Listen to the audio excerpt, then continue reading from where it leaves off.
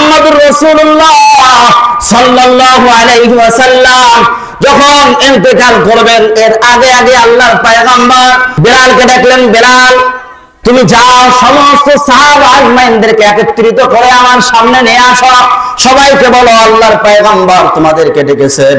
আল্লাহর পয়গম্বর যখন এভাবে বললেন, বেলাল যায় আর সমস্ত সাহাবীদেরকে বলে, ও ভাইরা আমার আসেন, আল্লাহর পয়গম্বর ডেকেছেন। সমস্ত সাহাবীরা সামনে আসলেন। আল্লাহর পয়গম্বর ডাক দিয়ে বলে, ও আমার সাহাবীরা, আমার মনে হয় আর দুনিয়ায় থাকা হবে না, আমার মনে হয় আর দুনিয়ায় থাকা হবে না। এজন্য বলি, ও সাহাবীরা, তোমরা কি কেউ আছো? কাউকে আমি গালি দিয়েছি, কাউকে আমি একটা কষ্টের কথা বলেছি, কারো কাছে এরকম ঋণী আছে নাকি একটু বলো। সমস্ত সাহাবারা নিস্তব্ধ হয়ে বসে আছে। এমন সময় একজন সাহাবী পেছন থেকে ডাক দিয়ে বলে, ইয়া রাসূলুল্লাহ, ইয়া হাবিবাল্লাহ, ওগো আল্লাহর পয়গম্বর, ওগো আল্লাহর নবী, আমি আপনার কাছে একটা পাওনা আছি গো আল্লাহর পয়গম্বর। আল্লাহর পয়গম্বর বললেন, কি পাওনা? ও ইয়া রাসূলুল্লাহ, ইয়া হাবিবাল্লাহ, আপনি একদিন যুদ্ধের ময়দানে যাইতে আপনার চাবুকের আঘাত আমার পিঠের মধ্যে লেগেছে গো আল্লাহর পয়গম্বর। আমি চাই ওই চাবুক দিয়ে আপনার পিঠের মধ্যে মারতে কোন। যখন এইভাবে আল্লাহর সাহাবী বলছেন, ওয়াক্কাস রাদিয়াল্লাহু তাআলা আনহু এইভাবে বলছেন, আবু বকর দাঁড়ায় গেছে, কি বলে, আমার পয়গম্বরকে নাকি মারবে, আমার পয়গম্বরের গায়ে নাকি আঘাত করবে, আমার পয়গম্বর দুনিয়া থেকে বিদায় নিয়ে যাবে। এভাবে করে করে যখন আবু বকর বলে, ওমর বলে, ওমর দাঁড়ায় বলে, ভাই রে, তুই যদি মারতে হয় আমার পিঠে একটা আঘাত কর, শতটা আঘাত করে নে রে ভাই, এরপর আল্লাহর পয়গম্বরের গায়ে তুমি আঘাত করিও না। আবু বকর এভাবে বলে, ভাই তুমি আসো, আমার পয়গম্বরের পিঠে না মারে আমার পিঠের মধ্যে হাজারটা মারো, এরপর আল্লাহর পয়গম্বরের পিঠে আঘাত করিও না রে ভাই। আল্লাহর পয়গম্বর বললেন, ও সাহাবীরা, আমি যেহেতু মেরেছি আমার হক, আমার সাহাবীকে আমি মেরেছি, আমার হক পায়, অতএব আমার হকটা বুঝায় দিতে তোমরা দাও, একটু ফাঁকা করে দাও, আমার সাহাবী আমার সামনে আসো। আল্লাহর পয়গম্বরের সামনে যখন ওয়াক্কাস রাদিয়াল্লাহু তাআলা আনহু আসলেন, আসার পরে বলতেছেন, ইয়া রাসূলুল্লাহ, ইয়া হাবিবাল্লাহ, আপনি যেদিন আমাকে মেরেছিলেন, আপনি যেদিন মেরেছেন, ও আল্লাহর পয়গম্বর, আমার গায়ের মধ্যে কোনো কাপড় ছিল না গো আল্লাহর পয়গম্বর। ইয়া রাসূলুল্লাহ, আমার গায়ের মধ্যে কোনো পোশাক ছিল না গো ইয়া রাসূলুল্লাহ। শুধু এটাই না ইয়া রাসূলুল্লাহ, আপনার যে চাবুক দিয়ে মেরেছেন ওই চাবুকটা আমার লাগবে। আল্লাহর পয়গম্বর বেলালকে ডাক দিয়ে বলে, বেলাল তুমি যাও, আমার ফাতেমার কাছ থেকে আমার ওই চাবুকটা নিয়ে আসো।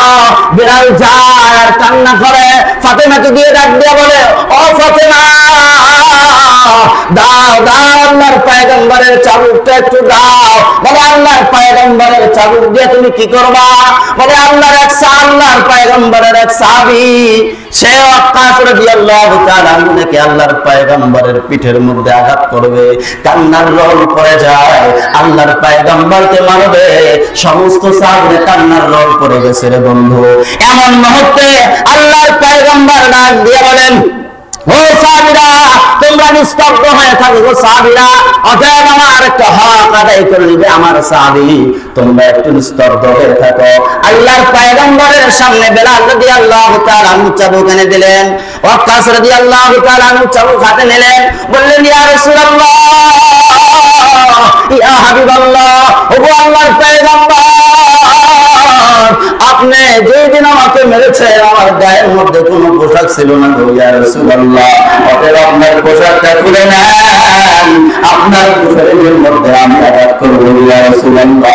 আল্লাহর পয়গম্বর ঘরের আড়ালের মধ্যে যায়, আর যাওয়ার পরে পোশাক খুলে নেয়। পোশাক যখনই খোলেন, ওয়াক্কাস রাদিয়াল্লাহু তাআলা আনহু আল্লাহর রাসূলের পিঠের কোলে পেছনে নবুয়তের চিহ্নের ভিতরে চুমা দিয়ে দেয়, বলেন সুবহানাল্লাহ।